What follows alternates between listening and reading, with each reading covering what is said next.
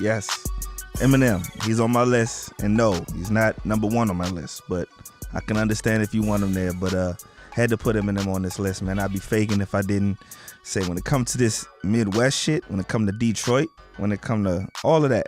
8 Mile, repping 8 Mile for putting 8 Mile on the map or letting it be recognized. That's Eminem, man. When it comes to that clever, demented hyper lyricism, I mean, Eminem's one of the greatest, man. Like, you cannot take that away from him. For what he lacks in soul, in terms of spitting and relatability on a universal level, I mean, the man can spit his ass off. Like, he's definitely one wild motherfucker on that microphone. First of all, you gotta respect Tech Nine as a lyricist, as a rapper, but then you gotta respect him as a hustler and a businessman. Like, he is probably the biggest underground rapper there is. Like, he set the standard, he set the tone, and when it come to him getting love in his hometown and getting love by his fans, I mean, that's what you cult following. You can make a lot of you rappers, some of y'all are watching this, y'all are rappers. Cult following is very important. Those are that 1,000 to thousands that are gonna buy everything you come out with. Those are the ones that's gonna ride with you through thick and thin. And his fan base consists of mainly cult following and diehard fans. And a lot of people on his label got the same thing. So when it come to rapping and business, Tech Nine is a fucking trendsetter. He's a fucking lyrical monster, lyrical giant, still putting out dope ass albums, still finding a way to be creative and add new shit to his albums, his production, his style. I mean, it's never dull. You know, it might not always be what you might, you know, what some people want to hear. You know, it's got that strong rock influence. Sometimes it gets a little electronic and techno-y, but when he raps on the microphone, you listen and you fear him. You know what I'm saying? He is not to be fucked with, and a lot of rappers know that. And for that, I gotta put him on this list, especially when we talking about the Midwest. Come on, man. Royce the 5'9", man. What can I say? You already know.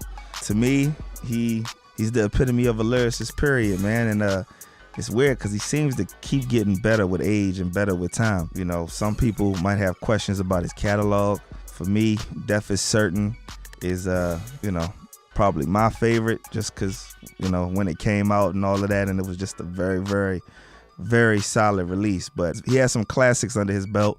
Definitely have classic appearances, and quite a decorated career, man, and not really see his real strong mainstream shine. His career is one of perseverance and consistency and constant improvement.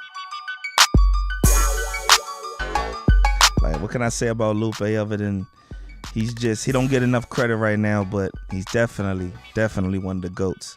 And if you ask me, man, when it comes to rappers that came out since he has, around that 06, 07, let's just say from 05 on, I believe he's the greatest from 05 on. Like, he had that stronger mainstream presence, you know, up to this point.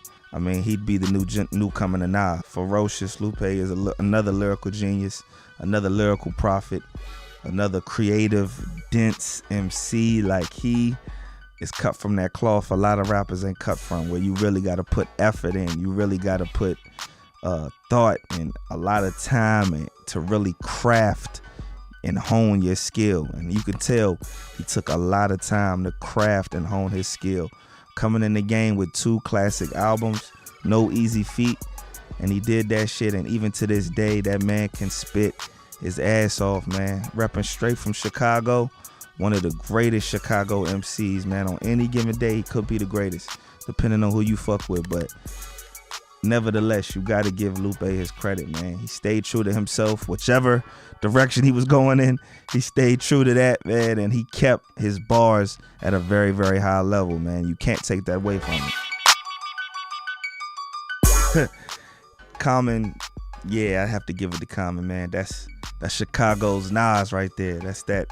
He's the Midwest legend, you know, in my opinion. How I'm feeling today, that's the Midwest GOAT. Like, Common, for me, just representing what I was as an MC early in his career. Him just having that classic material and just that jazzy ass flow, and how he always kept, he didn't have to posture himself as a character. He didn't have to be too gangster. He just stayed, you know, if you know from that Chicago element, he always had a little gangster in him, always had a little player in him, and you could hear it in his flow, that almost that 70s street hustler type of flow.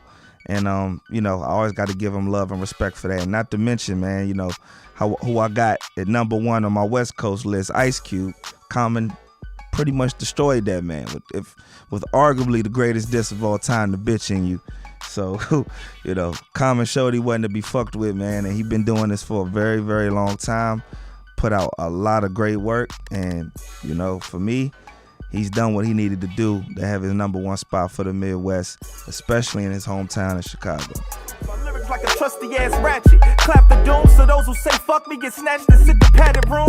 Styles from all coasts, that's what I listened to. Half of it was gangster shit, other half was lyrical. Half of it was real life, other half satirical. Back when your crew or rap group was damn near a coup. Here a few, mini gavel playing rhyme and poker. Man, fuck these sucker MCs and they diamond chokers.